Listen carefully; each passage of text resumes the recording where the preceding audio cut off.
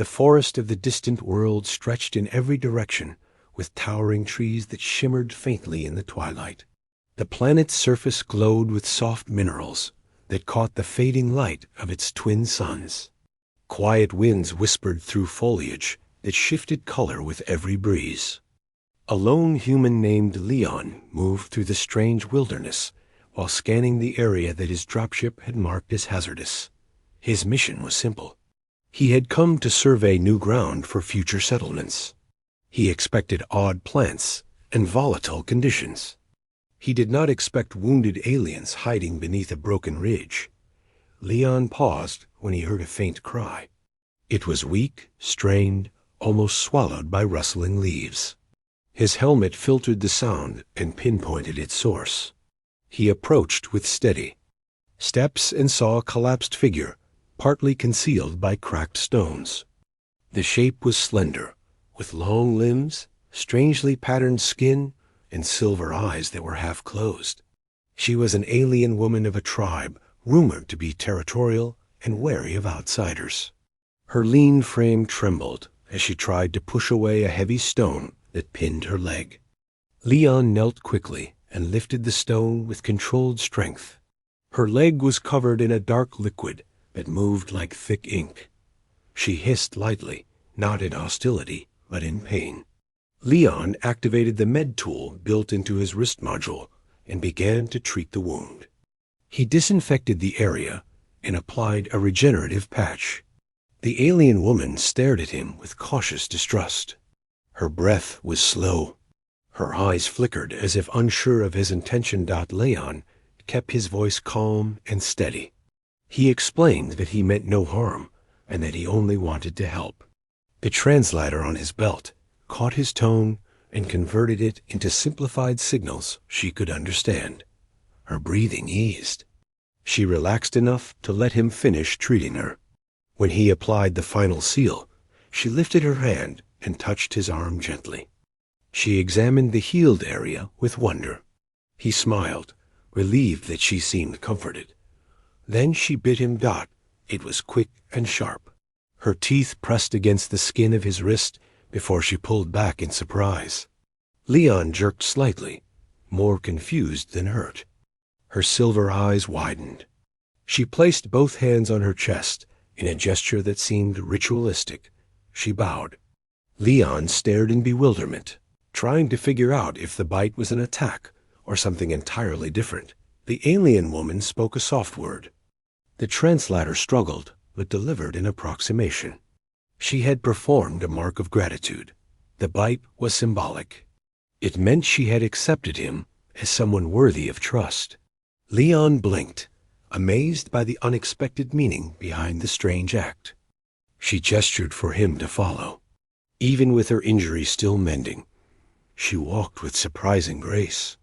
Leon followed her through a winding path that led deeper into the glowing forest. He scanned the surroundings. More stones floated above the ground, suspended by the planet's unusual magnetic fields. Vines pulsed with faint light and shifted like living currents. The alien woman moved through the terrain as if every texture were familiar.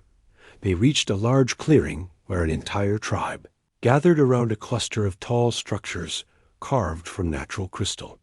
The tribe members looked almost identical in body structure, yet varied in subtle patterns and colors across their skin. When they saw the woman return, several rushed forward. They scanned her leg, touched her shoulder, and murmured in relief. Their attention then shifted to Leon, dozens of eyes fixed on him. Their expressions seemed intense, but not aggressive. The woman he healed spoke rapidly to them. She pointed to her healed leg. She pointed to Leon. She pointed to her own bite mark on his wrist. The tribe erupted in a wave of vocal cries that echoed through the clearing. They surrounded him, but kept a respectful distance. Their eyes shimmered with excitement and something deeper. The tribe's elder stepped forward. He was taller, with long ridges of bioluminescence that flowed across his skin in dignified patterns. He lifted his staff and tapped it against the stone. A hollow ring sounded across the clearing. He examined Leon with calm scrutiny. He reached out, touched the bite mark lightly, and nodded. The translator finally interpreted the elder's words. Leon had been chosen through the mark. The tribe believed that whoever healed one of their warriors and received the bite became a leader. It was a sacred bond in their culture. Leon's jaw tightened in disbelief. He tried to explain that he was merely a surveyor and that he had no intention of interfering with their customs. The elder shook his head. The tribe accepted the mark as binding. They bowed before him as a new leader. Leon stood frozen. Being declared leader of an alien tribe was not in his mission briefing. His pulse raced as he considered the implications. The tribe members seemed overjoyed. They brought him carved stone bowls filled with glowing fruits. They offered woven cloaks made from plant fibers that shifted in the light. The alien woman he had healed stood closest to him. She looked proud and relieved. Leon attempted to clarify the misunderstanding, but soon realized that pushing too hard could offend their traditions. He decided to understand their customs first before giving any final response. So he allowed them to guide him through their settlement. The tribe lived in harmony with the land. Their structures pulsed faintly with the same mineral glow that covered the forest floor. The buildings were formed from naturally growing crystals that the tribe shaped through sound resonance. Leon watched as one member hummed near a crystal wall. The vibrations caused the structure to shift slightly, as if responding to the song. He marveled at their unique technology. It was simple yet deeply connected to nature. The elder explained that the tribe harnessed the planet's energy rather than forcing change through machines.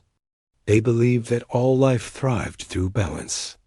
That belief was the reason their mark of leadership carried great meaning. It symbolized trust and unity with someone outside their lineage. Leon questioned why healing the injured woman had triggered such an important ritual. The elder explained that their warriors rarely allowed any outsider to approach, much less help them. For her to accept his touch and permit his treatment was rare. For her to bite him was a declaration that he shared responsibility with their tribe. Leon observed their daily practices. They gathered food with precision. They trained in coordinated movements that resembled both dance and combat. They maintained harmony with every shift of the forest. The alien woman remained near Leon at every moment. She watched him closely and guided him through their customs. When he asked her name, she gave him a soft word that the translator rendered as Lyra. Lyra demonstrated how their people sensed the energy currents that flowed beneath the soil. She held Leon's hand and guided it downward. He felt a faint warmth. He realized that the planet itself was alive in ways humans had not yet understood. The tribe had adapted to the natural energy that pulsed through every stone and tree. As hours passed, Leon felt a connection with the tribe. They were not primitive, as some early reports claimed. They were deeply advanced in ways that did not match human expectations. Their civilization operated on resonance, intuition, and unity. Leon admired the elegance of their systems. When night arrived, the forest glowed brighter. The stars above shimmered with unfamiliar constellations.